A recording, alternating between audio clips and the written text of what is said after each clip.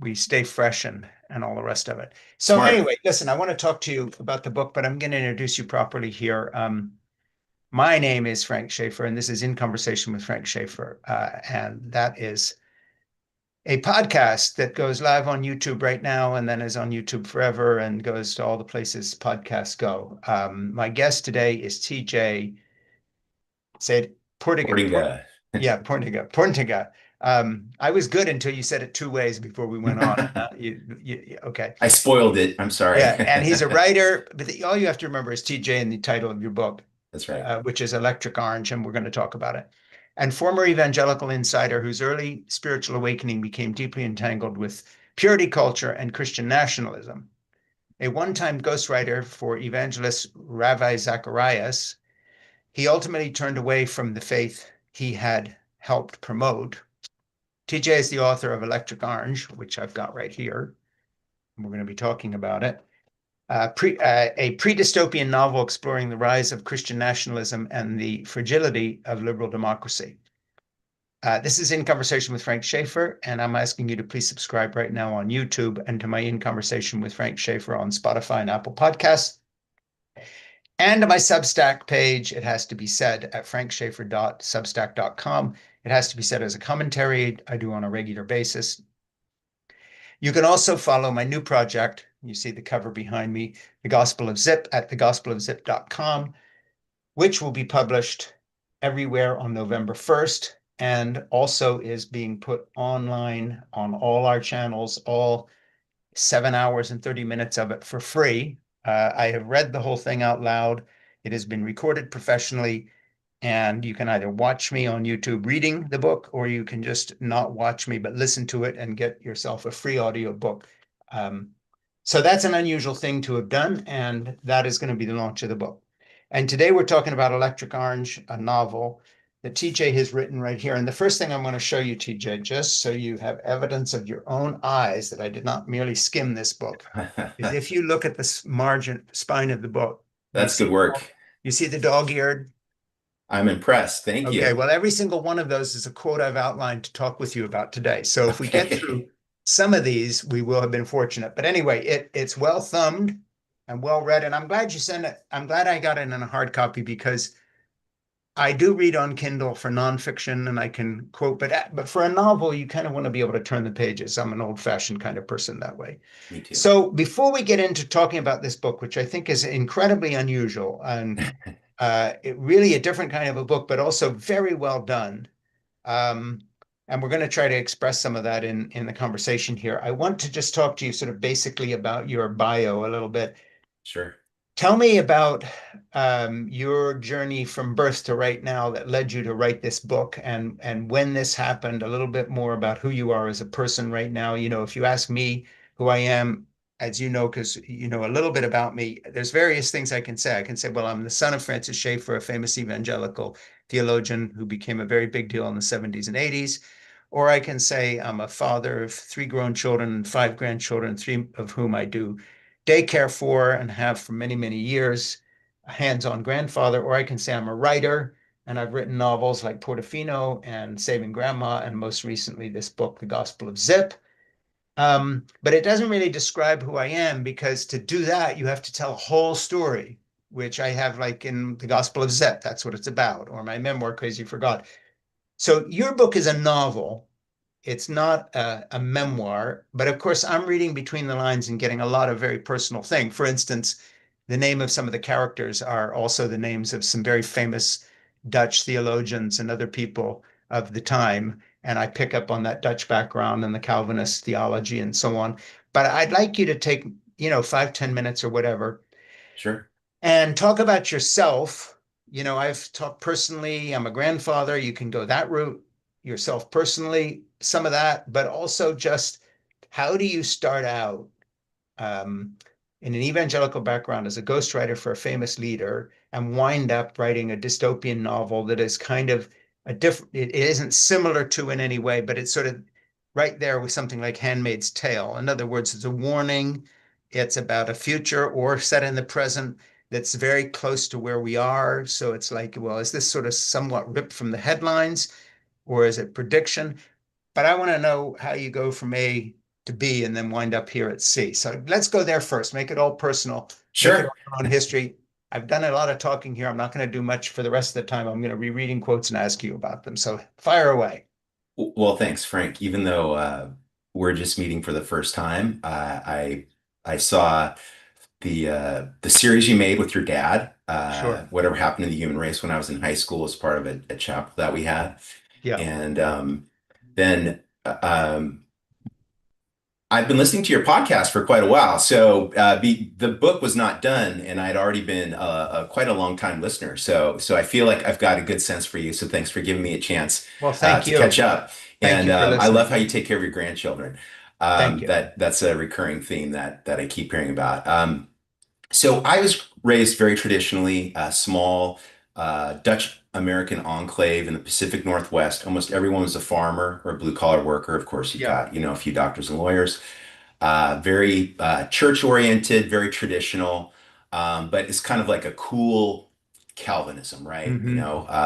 The pipe organ, the traditions were very strong. My family was my parents Mm. were more I don't just more what you'd say I wouldn't say nominal, but they weren't Yeah. outspoken in their faith. Yeah. And Yeah. so and that was kind of the vibe. And then in high school, around the age 15, 16, I had a sort of what I think of as a full blown born again experience. Ironically, even though as a Calvinist, I believe that God chose him before the beginning of the human race, that I was Sure. going to be one of the elect and saved.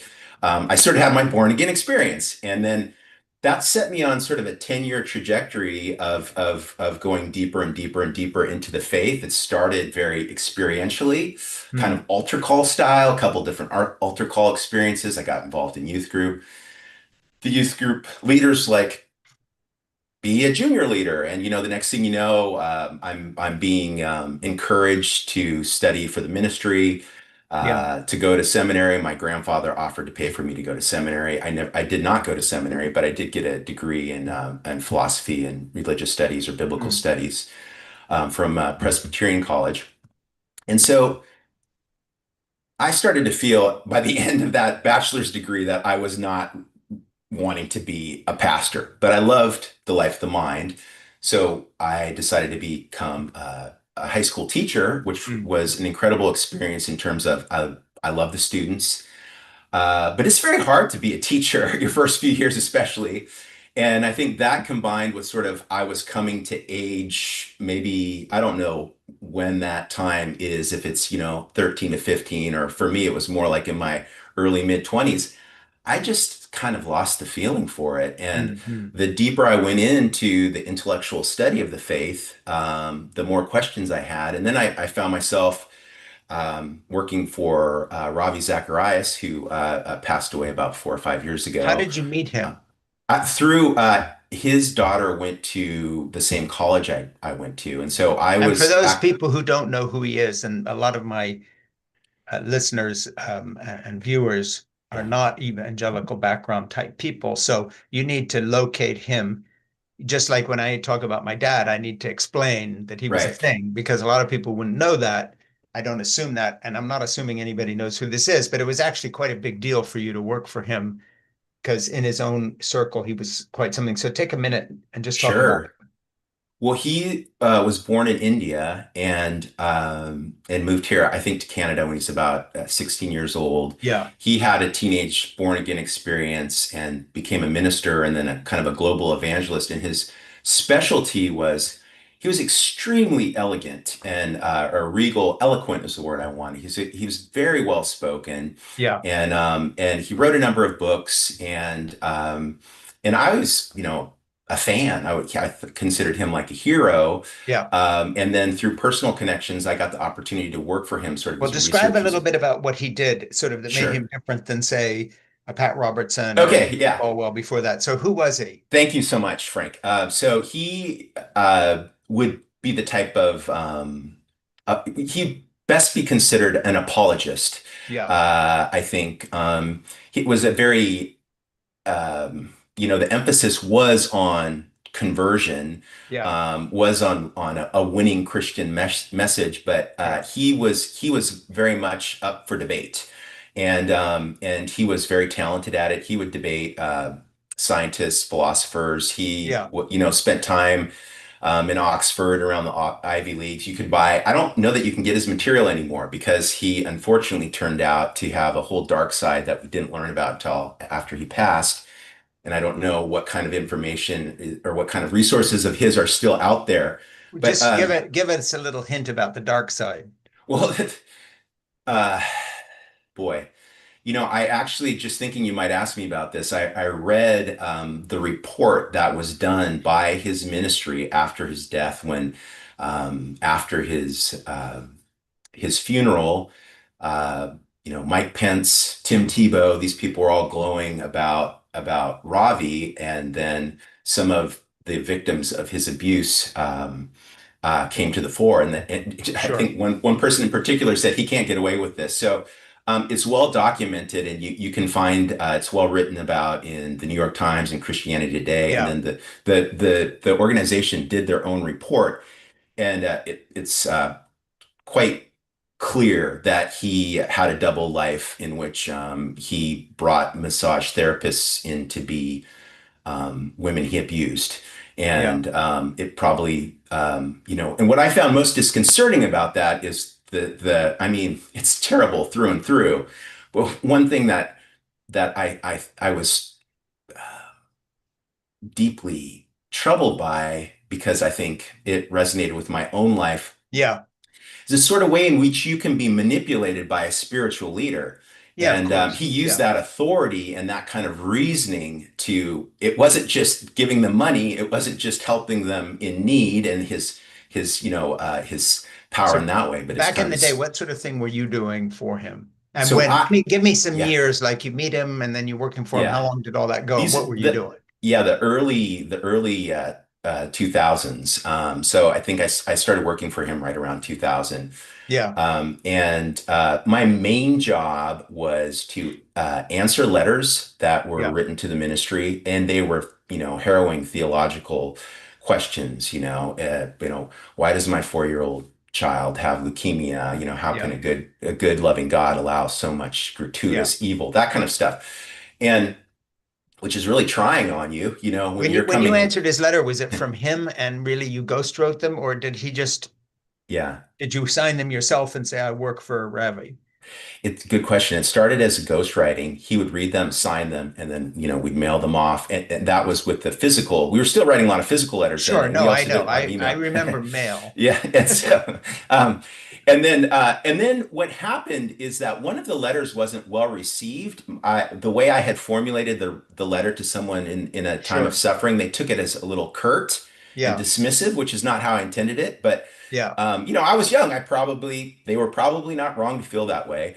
Yeah. And so they ended up, through that, we decided that I would write under my own name. Yeah. Yeah. And then, but there was also ghostwriting with some of the radio shows that he cut. He did like Hmm. short segments that were broadcast on Christian radio. What I would do is comb through his book and then essentially put And so, together like so a 3-minute basically, what's the essays. time frame from beginning to end? You I meet was him, two years. and I then think you're it was off. actually from And the 99 reason to I'm kind of 2000. drilling down Yeah. on this is because obviously your book, Electric Orange, here Yeah. again. And for those that weren't around while I Thanks. was doing this, there it is, well thumbed. I read it and I enjoyed it, and we're really going to dive into it here. But um, when people read my first novel, Portofino, the big question was, because it was about an evangelical family in Europe where I grew up, and there was a mother Yeah. and father who lived in Switzerland. How much of this is from your own life? How much is biographical? And I said, well, I peopled it with the kind of people I really grew up with, but the story is driven by incidents that did not happen, even though we really did vacation in Portofino in Italy. But what happens there in the story is not. So I had to answer a lot of questions like that. So before we get into it, obviously the book is informed by your own intellectual journey, your own spiritual journey, out of evangelicalism and so forth. So before we get into the book and talk about the content, I want to talk to you a little more about this journey. Yeah. I describe myself these days as an atheist who prays, and why I describe myself that way is I wrote a book called Why I'm an Atheist Who Believes in God, and an atheist who prays is a little more accurate because I am an atheist. But what I've tried to explain to people, and you're younger than me, I'm 73, so you may be at a different point in your journey or may never get to where I got to. But um, coming out of that evangelical background, and by the way, this has a lot to do with your book. There was a period in my life when I was trying to look for sort of things in the same kind of evangelical manner of like, okay, I don't believe this anymore, but there must be some other truth out there or I will adopt. Um, Now I'm perfectly happy to admit that, for instance, I pray because that's the way my mother raised me. And it has nothing to do with, oh, these are the correct ideas. It's just an admonition that that's who I am. I am the height I am because I had polio when I was 2. I'm not the height I am because I chose it. And I haven't chosen how my brain works. I've altered it. I've redirected certain things, but we kind of are who we are. And that's the paradox of human existence. I'm a biological machine that looks at the world through spiritual eyes because that's how I was raised to be. And rather than fight that, it's just, okay, I'm going to deal with this and not try to make everything consistent. I like the word paradox and consistency or certainty is not something. So where are you in that journey for yourself? In other words, this book is informed by your journey, and I can assume where you are from the book, but I'm kind of interested in how you would describe where that place. It's not like you think you've arrived somewhere because you're still on a journey, but Right. how do you describe that? I wish I had the exact word for it, and so it could be succinct. But I typically tell people I'm agnostic, and Yeah, I'm careful to clarify because this happened to me repeatedly, especially sure. when I was younger. Meeting new people, trying to date new people, and someone said, "I can't believe you're an atheist." Yeah, And I said, "I didn't say atheist. I said yeah, yeah, agnostic. To me, there's a huge difference." yeah, So while I was going through all this was kind of like just the early side of the rise of the new atheists, and they were coming in really strong, right? yeah, And they're powerful, powerful arguments, powerful yeah, spokespersons. But that did not jive with me. I thought right. that was to go a step too far, Yeah, and I think that yeah, I'm open yeah, to revelation. I'm open to hearing from God. I've tried to hear from God. I can't say that I have heard from God, and yeah, so I do have a lot of those reflexes from yeah, my early. I was an avid prayer.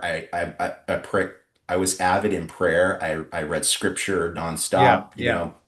It's that's still very much like you. It's still very much a part of who I am, even Sure. though but the first step, I definitively left Calvinism. I can tell you Yeah, that, and I certainly don't hold the Bible as it sits today on my shelf as an inerrant yeah. copy of God's Word.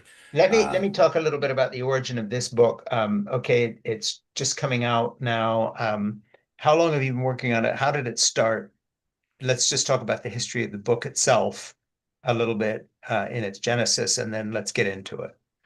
well, while you've been out there doing the work, I've been wringing my hands on the sidelines, thinking, "Does America know what's coming?" Right. Do they know what's coming? And my Yeah. first impulse was when I saw, so this is how long this journey has been. Uh, and I'll just be fully personal, which I'm not entirely comfortable with, but Sure. I was really excited about the 2008 election. And it was so hopeful. I cried. It was a big celebration. We were all young. America was showing how wonderful it could be. And then when I saw the backlash to that election and what happened next, both in terms of my own family, but generally more the culture is what I'm thinking Sure. about. Um, I thought, you know what? I've got to tell the kind of story Hmm. that can show the sort of the danger of Christian nationalism and what's stewing here in a subculture that secular folks tend to seem to not know about. Yeah. But my idea was to write it like a full-blown parody, like Hmm. the Left Behind series. So I know you probably know what that is. Yeah, of I'm sure course. you know what that is. Tim LaHaye, So Beverly LaHaye knew them yeah, and well. so I mean, I tried to read those books. I found them very difficult to read. Very hard Yeah, sledding, so difficult to read. but I give them credit for being selling a lot of books. Yeah. And I was a teacher before I went to work for Ravi, uh, and the students were loving those books, and they were obsessed with the end of times and everything that was coming. And I kind of got this idea. It was two ideas, I guess. Mm. One is I, I have a sense of being like a Paul Revere, like I need to warn the secular folks what's coming around the corner. And then two, it was um, I wanted to make. I think I just lost my second point, but I certainly wanted to. Uh, I can't hide from the fact that I had a certain sort of case that I wanted to make. There were a Yeah. series of arguments that I wanted to make, and Let me just jump in a yeah, second here please. because I mentioned this before and we let it just slide by. But I want to say again that, as I was trying to think of this novel and what it was like, when I say like, I don't mean similar in style or content, Right. but in terms of motivation, I mentioned that, right away in my own mind, Handmaid's Tale jumps up because she was looking at an aspect of something that actually has kind of happened. Not exactly as she wrote about it, but there's nothing more far-fetched going on right now in the Trump administration Right. than she predicted. And when Right. it comes to women's rights and so forth, she had it exactly. I see your book, Electric Orange, very much in that school of thought, in the sense that it's not a similar book, but when you're saying you wrote this as a kind of a warning of saying, this is what we are on the road to. Um, I don't think that my parallel is mistaken. I think it is this. I think your motivation in writing, Margaret Atwood and you come from a very similar place in the sense of her trying to say, Yeah. okay, I'm going to use the form of a dystopian novel to in the tradition of Orwell and Aldous Huxley and these other writers, Brave New World, Animal Farm, 1984, and so forth. I think your book is in that tradition. Am I mistaken? Thank you for saying that. That's what I was aiming for. Yeah, I think so. And sorry, and I remembered my second point. I'm so glad you took us back a step to clarify that. Yeah, Um, the other thought I had was the only way that's going to stop these Christian fundamentalists, or what now I prefer to call Christian nationalists, yeah, is Jesus. Jesus is going to have to come back and tell these folks to yeah, calm down. And yeah, so I thought like I'm going to write this spoof that will land on both sides of the sure. aisle. And but then, as you know, better than I do, the world has changed so much from, Yeah, 2009, 10 to especially 2015, 16, and then sure. now here we are. So I've actually said it in the past, and I had this sense. I mean, I don't know if it sounds silly or self-aggrandizing, but I've really had this weight on my shoulders, the Yeah, no, no, sense I of like totally what you understand. say, a duty to warn, right? Yeah, I think those are your words, and I feel like I'm so glad to be finished with it, but I mean I do fear that we're yeah. we're Well, I so think far it was along. clever of you to set it in the past because the thing is, the past is a rich enough mine, and of course, the the origins of everything happening now were happening in the past. We in the 1970s and 80s, we were part of that. The guy you worked for was part of that. Everything has led up to it. So, to set it in a kind of a dystopian past is a good way to do it rather than trying to predict the future because the future is there. So one last question, and then I'll start reading some things to you and asking you about them. Okay. Um, the process of writing this book and what you're trying to tell people and the warning you're trying to give, if you had to describe the book, not why you wrote it or that it's a warning, but just a thumbnail sketch, and I don't want to read the publicity material or make something up having read it myself, how would you describe this book to someone? So if I was describing my novel to Portofino, for instance, I would say, well, it's a work of humor set in Italy in the era of La Dolce Vita, the 1960s, but it's peopled by American evangelicals who are completely fish out of water. But they have a little boy who wishes he was an Italian and wishes he was one of these people, these lost Roman Catholics who are on the beach and they're having fun and the girls are wearing bikinis and they're dancing at the church. He'd rather, two lines are forming. So there's a tension there between the life he's supposed to be having and the sort of beginning of puberty and the adventures he has in this context. And there's a juxtaposition of the fundamentalist family to Italy, and you really see a kind of a cultural comparison there. So that's what the book is about, but it's a work of humor. All right. That's the longest I would need to describe it. How would you describe your book to someone who you want to talk to? You'd rather have them read the book, but you want to get them into it. What is this book about? I think in style, what I was aiming for in tone is a darkly comic Yeah. satire, and um, and I've thought long and hard about this, probably I'd say ultimately out of a sense of, futility and insecurity. I thought, what am I doing differently here? I Yes. mean, every time I pick up a well-praised novel, I think, well, this is so good, Yeah. that what can I add? And I think what this novel can inject Hmm. thematically, if you want to compare it to those Sure. heavyweights of big satires that we think about, is that I make a theological argument um, against against Christian nationalism. I make a Sure. theological argument to not take God's name in vain, a theological argument Yeah. against American exceptionalism. Secular folks come to that argument, in many ways, but mainly, liberalism, pluralism, Yeah. individual rights, etc. But I'm trying to argue something from, well, what would God actually think about the way we're Yeah. invoking Yeah. God's name Yeah. nonstop? Yeah. Have you heard God say these things? Yeah. And so that's where I think I'm trying to offer something a little different, and Yeah. that And and I that think just one came thing from the you offer heart. This is different, all after the fact. you yourself are a skeptic and you've been on a journey. You sort of describe yourself as kind of agnostic, whatever, but you write in the first person as someone who is still within that faith, which I think is very clever. In other words, making a critique from within. And I think that has some legs to it. That's different. It would be easy for somebody to come up with a dystopian novel.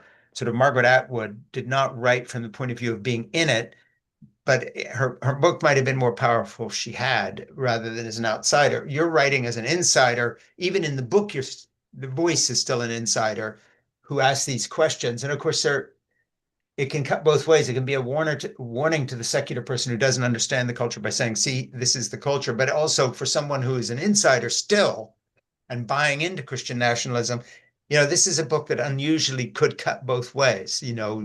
People talk about Thanksgiving dinner with the uncle who is MAGA and then the brother-in-law who's, a Democrat and so forth. But this is actually one that both parties could read and hear in a slightly different way, but come away with the same sort of warning. One, if you're a Christian, then take your faith seriously. And how can you do this?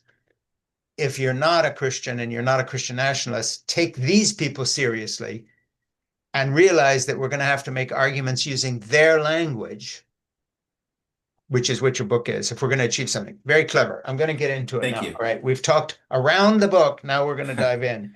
I'm reading bits and pieces of Electric Orange, a novel. And by the way, is it out everywhere now? Is it out? It's rolling out. The official print publication date is November 4. Okay, so we're But coming it's right up it's to it. yeah, it's starting to hit channels now. So And it can you depending on order your it on platform. Amazon now? It is available on Amazon Okay, now. cool. It'll Okay, be in every bookstore by November 4. excellent. Well, I'm very pleased. So here we go. I'm going to read things, obviously it's very hard to cover everything in this book, but let's Sure. just begin with some things here. And I'm going to ask you to talk about individual passages. This is right off the beginning. Um, and how do you say the name Verboom? Yes, Verboom? I pronounce it in the English style, verboom. Okay, Verboom had crossed the Potomac in obscurity, but now his influence seemed to loom over the Capitol as critics blamed him for the president's sagging popularity. A commentator on ANN even dubbed him, quote, a ruthless Svengali, end quote. Ever the fixer, Eller secured a spot on World News Network, Hot Button Science with Jonathan Kuiper, hoping to turn the tide. With thick brown hair cropped tight and dressed in a snug navy blue suit, Kuiper looked into the camera and introduced his guest, a theologian promoting Christian nationalism, a historian tracing US secularism, a political scientist exposing propaganda, and Verboom staring at the red light, his plump lips moving soundlessly. Whether argument, prayer, or gibberish, his words evaded capture. Okay, so this is very early. This is kind of announcing some of these people. So let's just go down one rabbit hole here instead of all of them. Tell me Okay. a little more about Verboom as this develops, and also tell me if Kuyper, you kind of got this Dutch name that there was a well-known theologian, and I forget how you spell Yes. his name, but it's the same thing. Yes. Yeah. Same spelling, Abraham Kuyper. Yeah, Abraham Um, Kuyper, who my father used to quote, by the way. yeah. Yeah. Yep. That's so I was definitely, so I went to a Presbyterian college, but Yeah. most of the professors in philosophy, apologetics, theology, they were big Dutch Calvinists So in go terms down of the their reading. Verboom Yeah. rabbit hole. So, um, Tell us who he is and what happens. yeah, the background is he is a sort of a middle America, middle tier social psychologist. Yeah, And he more or less gets duped into becoming a media personality, yeah, and it goes up in flames. And um, and I think what inspired me to write this character was I sort of had in those early Obama years, I said, "Oh, I wish I could just tell him something. I could give him some advice." So I sure. have my character having the opportunity to give advice to the president, but it completely backfires. Yeah, And the I don't know how deep you want me to go more about the plot arc or about sure. the No, the go right character. into it. I'll interrupt you and move us through if you're getting too Okay, deep. so the idea is that he gives the president sort of wall of separation advice. He Yeah, says, you got to keep church and state separate. Don't yeah, go to the prayer. Don't go to the national presidential prayer meeting. Avow kind of spiritual language and sure. religiosity in your role. And this then becomes something that undermines the success of the president. Yeah. And Kind of then sets him up to fail and then he it, gets it fired. sets him up to fail, and then accidentally, in having kind of a series of rolling media failures that just happen very quickly in the beginning of the book, and then it's over. Then it's more Yeah, about the reaction to it. He ends up accidentally setting off a political movement that he wants nothing to do with. It's a right-wing populist movement sure. that it would obviously, as you read the book, you see a lot of that How it today in develops. different Okay, ways. I'm going to jump in So again yeah. because it's not fair to get you to retell the book. All right. Show by show, and this is a little further on, his reaction shifted from detached to paranoid, understandably so. The calls railing against the administration and its experts didn't let up. For these callers, Verboom became a proxy, a punching bag for every teacher, preacher, boss, doctor, principal, or president they'd ever resented. So just talk about how we get to that point. It's sort of what you were already talking about, but let's develop it just a little more. Right. So the idea is he after failing on TV, he gets duped into being on a radio show. Right. And then he's so pestered by angry, populist, grieving Sure. calls, criticizing government, everything that Verboom holds dear. He snaps and into a rant that Hmm. is completely sarcastic. And he says this is sarcastic, and I'm even going to give it a crazy name, Final Freedom, Yeah, just so final you know this freedom. is a joke. And then, of course, what happens is the literalist takes the sarcasm literally, and instead of being ironic, it becomes a literal cause and a literal Yeah. flag that people get behind and marched on. One of the subtitles of the Which, book by is the way, I found totally believable yeah, because you see this all the time. And yeah. in the conspiracy theorist movement we're in now, you could see any satirical thing would be reflected that way. Let me get something else here. Mocked and taunted show after show, he soldiered on through early spring until a second nervous breakdown erupted live on air. In that moment of profound exasperation, he dared the country's extremists to practice what they preach. Quit calling my show and just just to bash the government. Put up or shut up. If you really want to put the whole damn thing out of business, then do it and quit whining. If big government is so godless, why not replace it with big church? Trade policy for purity. It's a great section, but I want you to go a little more into all the things that were spinning around in your brain when you wrote that. Like, what's happening here? What world are you describing? Because I thought the language was perfect. Thank you. That was a good excerpt to cue it up. I think I have to, sorry, Dad, I'm gonna have to rope my dad into this. But he and I couldn't have more different political opinions when we're talking about the grand narratives of Sure. politics. Now, when it talks to, we both like solar panels. Yeah. We both want the fence to work. We don't like potholes in the roads, but Yeah. on grand national politics, very, very different. And I felt like there's so much anger and frustration Hmm. would come out of him, and he was sort of always railing about the sins of the federal government. And Sure. certainly there are sins, but like to me, it left the zone of kind of an honest intellectual debate to just sort of a ritual Yeah. of Yeah. complaining. And so, and I don't know if I ever say this, but I mean, I grew up listening to right-wing radio Yeah. all day during the workday with my dad, who's a contractor and a very good one. And and I loved listening to Rush Limbaugh when I was, 16, 17, 18 years old. And I think it's my deep exposure to right-wing media at an early age and then Yeah. watching its arc all the way through the present, that this kind of to me, and I guess it's populism defined in certain ways, but this Yeah. just deep anger at all things expert and government, and that has never resonated with me. I see problems with experts, I see problems with government, but Yeah. I feel deeply like we need those people.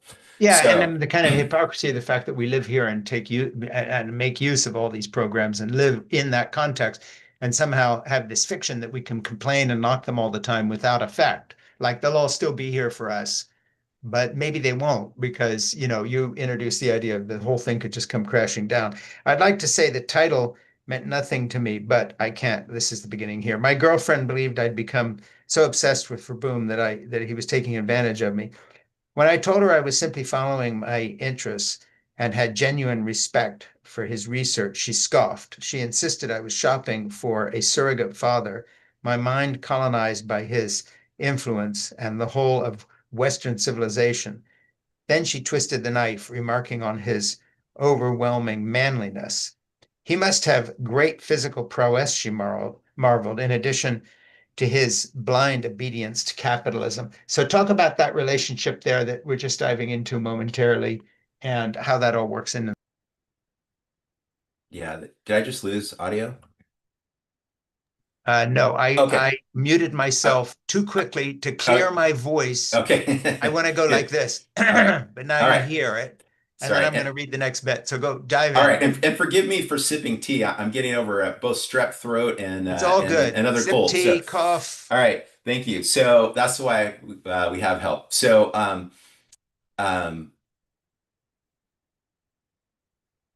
there's it's one thing to write a novel, as you know, and it's another thing to talk about it. And I'm glad you brought up this passage because to me, one of the primary themes in here is masculinity.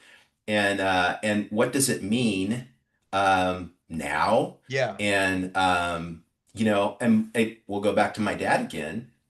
He was very physically, masculine in the old school sense. But that was in many ways facade-like, and I could probably say the same thing about me. I'm sure. fairly tall, fairly strong, but I'm a pretty sensitive guy. So Yeah, I think that like what I do is have a character who is basically built like an NFL linebacker or tight sure. end that's this proves to be physically indestructible almost. But emotionally, he can't keep it together. And Yeah. so, and then what happens is that the women that they meet, both the narrator Santo and Verboom, the professor Yeah. main character as well, I consider them co-main characters. Uh, it's essentially the women in their life that are making the choices that nudge them, that beckon them, that push Yeah. them. Some with nuance, some with force. And the women are the drivers of the action in this novel. Yeah. Very And I've much said that so. to people who have read that, and they're like, "Oh, now that you say that, I could kind Yeah. of see it." And I'm not looking to hit people over the head with it. And some of it is, whatever. I have But I found that ultimately, very true to life, yeah, especially in the circles I came from, because, women were subservient to men, the men were in charge, but right, actually the women tended to run everything. I mean, in the church world, women can't speak from the pulpit, right, but if you take the women leadership out of any congregational gathering in America, it collapses instantly most of the time, including the very conservative churches that wouldn't let women speak from the pulpit. right, They run the whole show. right. Let me just move on a second here. I'm just going to just mention here, please subscribe right now on YouTube to this podcasting conversation with Frank Schaeffer and Spotify on Spotify and Apple Podcasts, and to my Substack, it has to be said, at frankschaeffer.substack.com. And you can also follow my new project at thegospelofzip.com. It's a new website that is up and running and all about my new project. Let me jump to the new thing here. Senator Arlen Hess, a prayer meeting zealot, had pursued the reluctant Verboom while in DC. Although Verboom had many social blind spots, he could still sniff out the gospel agenda, describing the senator's manner as stinking of the make a friend for Christ thing. Let Jesus make his own friends, Verboom had griped in January. In Arizona, the senator wouldn't explain how he found us at the clinic, but Verboom allowed a meeting provided I could attend. The three of us sat cramped in Verboom's room. I relished my decision not to tell Ella about the senator's surprise visit. So you're bringing in some new characters here. This again is early in the book. Let's just talk about how, jump down that rabbit hole a little bit. Right. So that would be the insider. I think of what I'm trying to show in the book, not too heavy-handedly and Yeah, not trying to go deep mystery thriller either. right. But I do want some sense of suspense and intrigue. But that there's an inside game and there's an outside game. Yeah, They're the men protesting in the streets with their trucks and the flags, sure. brute force style, and Yeah, then there are the men working in politics. I'm saying men intentionally. I'm yeah. talking about a movement of men in Congress and a So movement of speaking of men on the which, when street. I'm going a little further into the book, there was something that follows directly from this. So it's a perfect segue what you just said. Evangelical leaders who head for Washington tend to be people saying, well, sort of like my mother would say about Bob Dylan or someone, well, if he can get saved, look at the good that would do. Right, It's always weird how many evangelical types are called by God, not to minister to the homeless, but to start something in Washington, D.C. right, amongst the rich and the powerful. I mean, this, runs through it. So there was a section in your book here that I put a note up above it. You probably have heard of the group called The Family, that was this group that ministered to high-powered people. And you call it sort of First Brothers, has a dorm house on C Street, which the family did, that's registered as a church to avoid taxes. The members, mostly elected officials, pay only a nominal rent. Interns do all the cooking and housework. I mean, that was exactly what they did. Imagine the outrage if a crew of Muslim congressmen lived in a building designated as a mosque to avoid taxes. Verboom claimed their prayer meetings are only a front. The real purpose is brokering backroom deals at home and abroad using political influence for Jesus. So what happened? Anyone listening said he was grasping at straws. But online, I found a shadow network of religious nationalists who want to establish a nation, quote, governed by the Bible and godly men, end quote. First Brothers is the fraternity holding all these groups together. And then another person talking. Theocracy is an inside job, she said seriously, then laughed. After pausing, her face grew stern. So you've been chasing conspiracies instead of writing your dissertation? Don't tell your mom. So I found in this particular section that is occurring here on page, by the time we're here, 64, 65, now you're kind of really jumping into it in terms of what the future holds. So you have this group that's calling themselves, down on C Street, First Brothers. Talk a little bit about that because that's sort of ripped directly from the family and things that have actually happened Hmm. and are still happening, right? Yes, thanks. I love the passages you're picking. Uh, That's why I get the big it, bucks. that's right. And I'm so grateful for this. This is my first public conversation about the book, so Yeah. I'll always be grateful for that. Um, to go to this directly answers You your know the question. big bucks thing was a joke, right? Oh, I do. And Yes. one thing you said, I don't know, maybe 3 or 4 months ago in one of your podcasts, you said Yeah. it was hard leaving that God money. Yeah. And in a certain sort of way, I had that experience too. When I left working for the ministry, I didn't have a job. Yeah. And so I thought it was very humble and transparent of you to say that. I appreciated that. And to answer your question, go right back to The family. The family. Margaret Atwood, I took an online class from her. I mean, that was publicly accessible, it Sure, wasn't sure. one-on-one. She said everything that happens in my book, Yes. I basically have an article for. It's Yeah. happened in real life. Yeah. I've stitched it together in a Yeah. different way. And that it was a kind of a rule or a mantra I took on for myself. And so Yeah. And absolutely. you definitely did it. But the Yeah. thing that, the family sort of jumped out. So put it this way, I know just enough to be dangerous because I sort of know where some of this comes from, but that makes Yeah. your book very intriguing to me Yeah. because, if someone says to me, well, how could he make all this stuff? I said, that's the problem is none of this is made up. He's using real elements and weaving them together as Margaret Atwood did, in a similarly powerful way to tell a story that is a good story and it's a good read, but it's also a warning. It's exactly what you said. Um, Let me jump to something else here. Speaking of nouns, the guy who taught modern theology at my college didn't get Hegel. I like this. Can you believe that? That's like trying to milk a cow without knowing what an udder looks like. Verboom shook his head. I must confess, I don't get Hegel either, but I sure do love his way with words. He said, only one man ever understood me, and he didn't understand me.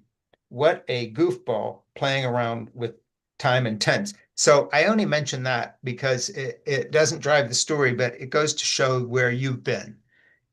There's a touch of the author here.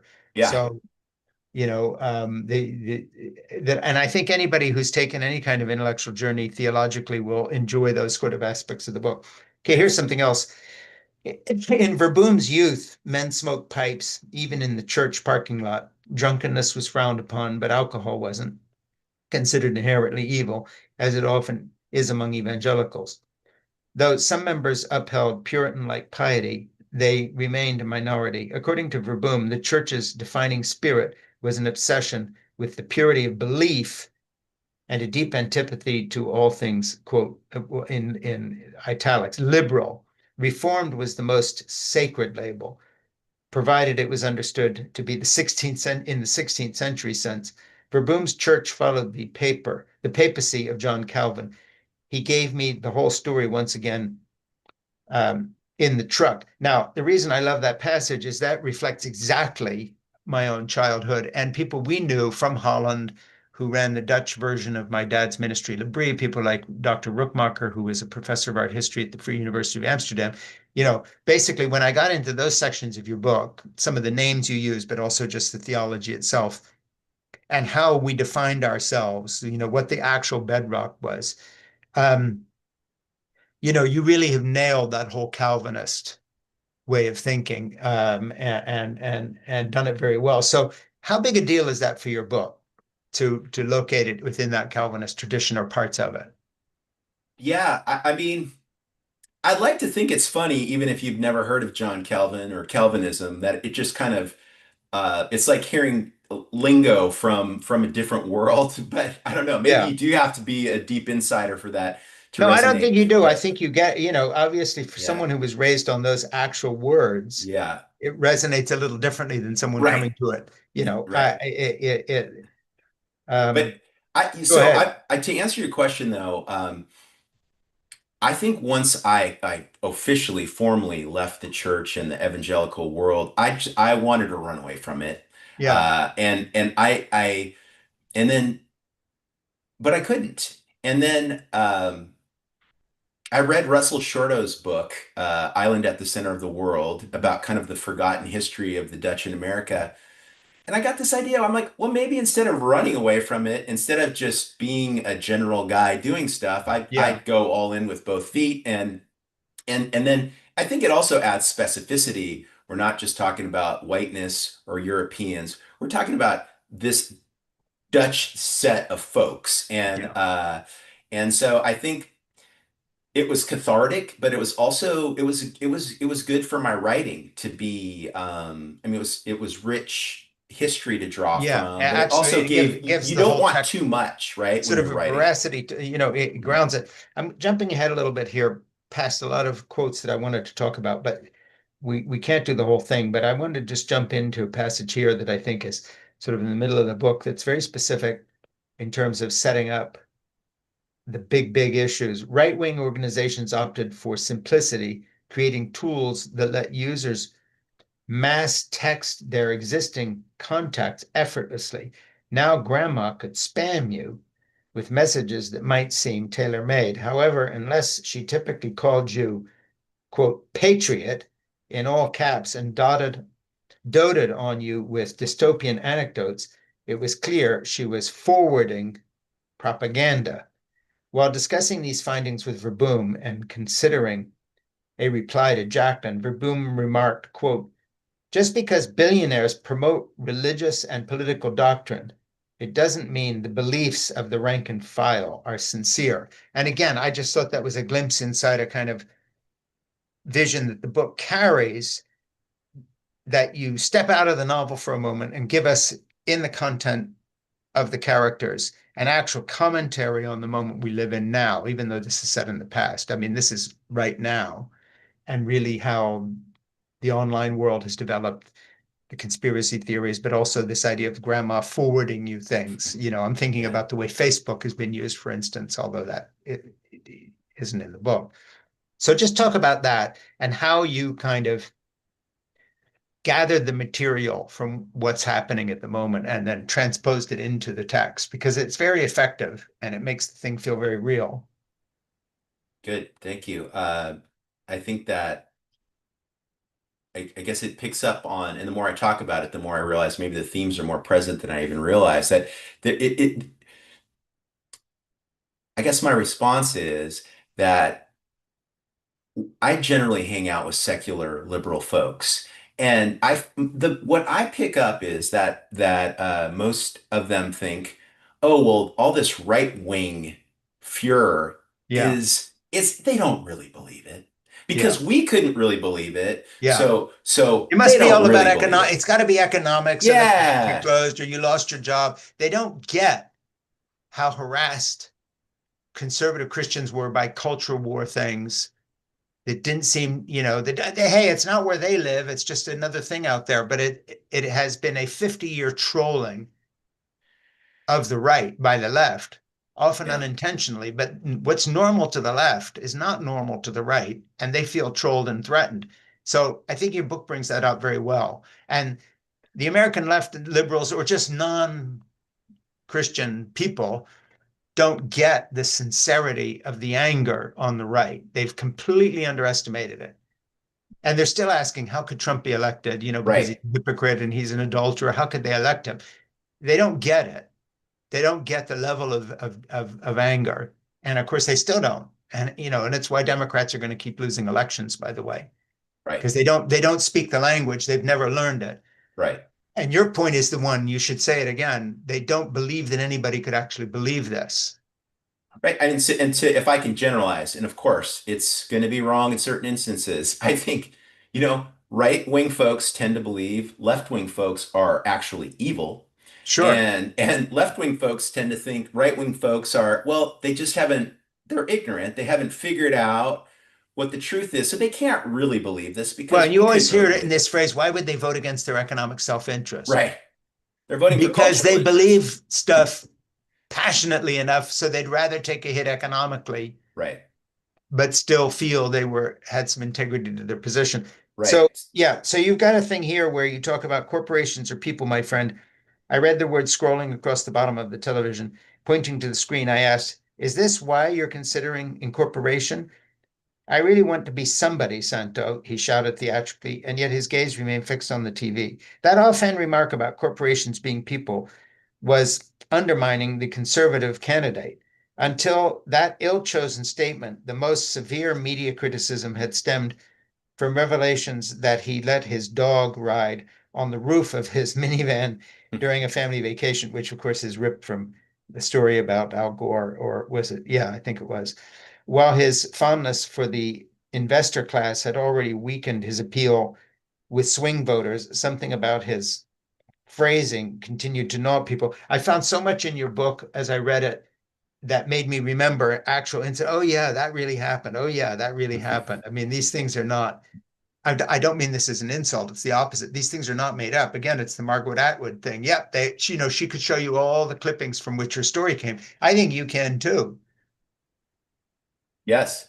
I mean, that's um I hope I haven't taken it too hard, but yeah, that's Mitt Romney. And so there's some instances where I definitely wanted to I wanted the kind of discerning reader to say, oh, I'm talking this is about Mitt Romney, this is about Barack Obama, this is about whoever. But for the most part, I'm not making direct allusions to an exact person.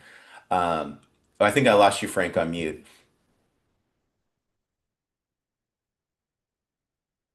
You're on mute. Sorry, I can't hear you. I just did it again. I didn't want to turn the That's all right. pages on the thing. My answer to them is, hey, no, this all happened. If they're saying, well, where did this come from? And it's like, no, no, I can remember similar incidents or Yeah, yeah. whatever. I'm jumping forward a little bit again, missing some things, but I want to cover more. At noon, Ella, in her smoky voice, delivered the blustering intro of the Dutch demigod demolishing dainty dimwits, end quote. Verboom sipped audibly from his gin as though it were hot coffee. Ella read headlines. Pennsylvania lawmaker prays in Jesus' name before first Muslim woman is sworn in as representatives. Poland bans gay public affection, and Americans consume 80% of all opioids, more fatal than auto accidents and guns combined, end quote. Vermeer asked for more detail on the Pennsylvania congresswoman who repeatedly referred to Jesus as God during the swearing in of the state's first Muslim representative. So again, it's like, wait a minute, you start thinking of individual incidents that doesn't exactly cover one, but what I'm trying to say is that the flavor your book gives to contemporary politics, albeit set in the past, is very perceptive in terms of the points that, where the friction occurs. Praying in Jesus' name at the first Muslim being sworn in. Again, I'm just asking you, where did you get this from? I don't mean the actual incident, but Right. um, I think the book proves that you, as an author, um, TJ, in this book, Electric Orange, a novel, have been tracking the political scene all the way down into the weeds and the footnotes. You really know your material. And I Thank think you. it shows in the book. I mean, the depth of the book. Um, there are books that are sort of written, I mean, they just sort of flow out, whatever. Yours is a hard worked book with a tremendous base of knowledge and feeling for and empathy for these various things. And I think when you get into the details of some of these stories and what examples you use to make your point, it really goes to show that. So I think one of the strengths of your book is that it strikes deep, but it also is strikes a kind of a very true note where, like all good fiction, you kind of recognize not necessarily yourself in the book, but you recognize the reality in which we are living in your book. Thank you. Yeah, it's I am definitely one of those people affected by the rise of podcasting. You're someone I listen to, and I probably listen 3 or 4 hours a day.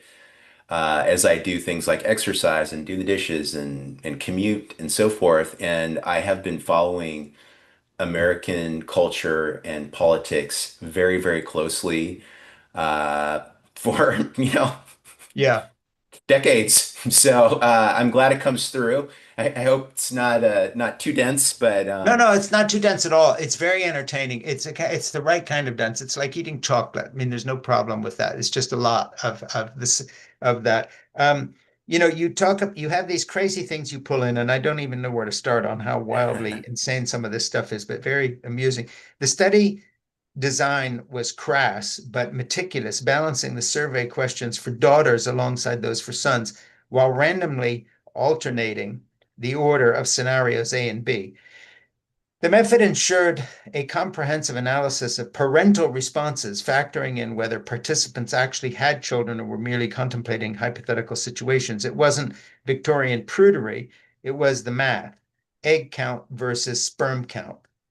Verboom predicted that fathers, when considering sons, would lean toward accepting a career in adult films, and a similar trend for mothers regarding their sons. Conversely, he expected fathers would prefer daughters to be involved in creating weapons of mass destruction rather than in adult films, arguing this preference aligned with survival pressures to protect female fertility.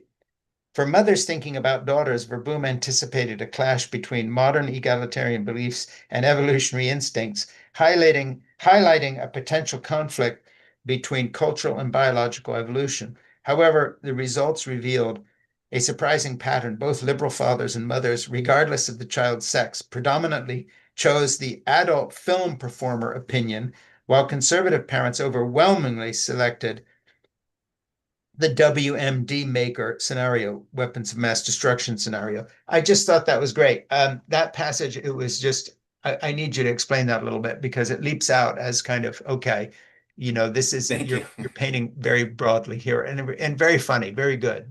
Like, you want your daughters to make weapons of mass destruction or be porn stars? That was one of the first things I wrote for the book, and it was coming. I was able to do graduate studies at UC Santa Barbara, and I dug into cognitive science, and I started reading social psychology, which then, of course, I Sure. made my main character a social psychologist. And I, it's a rich area. There's so much to learn, but then I couldn't help but at times, no respect to the people in the field, started to feel like some of it was a little too cute. Yeah. And that's me. I'm not an expert in that. But then I also was playing with the ideas, The Political Mind by Lakoff and The Political Brain by his name's escaping me, Westfield, or it starts with a W. Um, and I guess another kind of theme in the story is psychology. We think of politics as very much tribal and intellectual. I'd Yeah. also like to think about it in the register of psychology, of personality. Yeah. And I thought that was it kind of came to me as a sort of revelation that dilemma question, but it's basically getting at this idea of what is the influence of personality Yeah. in determining your politics, and then of course how does gender play with that? Yeah. And I guess this is another thing that I always surprised me once I got out amongst the worldly secular people is it was sort of similar to what I was saying earlier. Oh, well, all women are actually feminists in the second Yeah. or third wave variety. They don't want to do any of this stuff. And I actually think that personality bubbling up to ideology is much more determinative of where someone's at politically rather than men think this way and women Yeah. think that way. When it comes to politics and religion anyway. Hey, I So, want to wrap up by doing two things. Well, three or four things. I'm like you. It's like, remind me what that middle thing was when I forget. Um, First of all, I want to talk about the book again, Electric Orange, a Frank, I novel. can barely hear you. Something's the audio is really, Can you really hear me now? diminished. Um, How about now? Anything I better? can try and un It may disconnect be, it my may stuff be here. I'm I not see your muted. mouth moving, but I can't hear you. It may be you, or maybe I didn't. Now I see you're muted. How about this? Any better? Um, I'd have to reboot, but so I can't hear you. Oh, mute and unmute. Maybe I, there we now I go. can hear That you. help? No. I can hear you fine. I don't know whether it's Uh, between us or whether it looks Ernie. like Ernie wrote mute and unmute for Frank, but I don't know if that's solving the problem. Well, I've unmuted, muted, and No, unmuted. I see your mouth moving, but it's just a Okay, little chop. so Okay, there it is. Electric Orange. Thank you so much, Frank. Really appreciate you taking me through this. same What here. a